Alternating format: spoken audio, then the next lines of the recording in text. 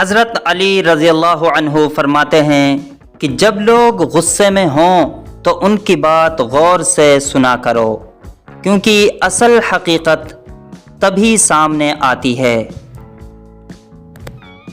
جاہل کے سامنے عقل کی بات مت کرو، پہلے وہ بحث کرے گا، پھر اپنی ہار دیکھ کر آپ کا دشمن ہو جائے گا۔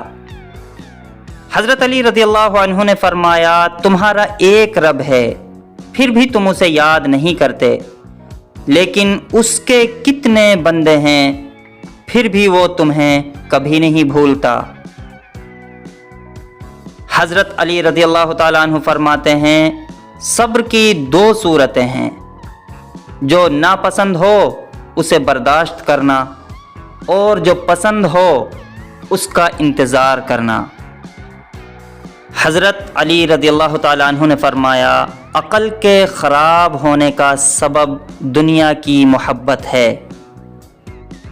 حضرت علی رضی اللہ تعالیٰ عنہ فرماتے ہیں، دوست کا امتحان مصیبت میں ہوتا ہے، بیوی کا امتحان غربت میں ہوتا ہے، مومن کا امتحان غصے میں ہوتا ہے، آنکھ کا امتحان بازار میں ہوتا ہے، زبان کا امتحان محفل میں ہوتا ہے، دل کا امتحان عشق میں ہوتا ہے، ہاتھ کا امتحان کھانے میں ہوتا ہے، اور انسان کا امتحان قبر میں ہوتا ہے۔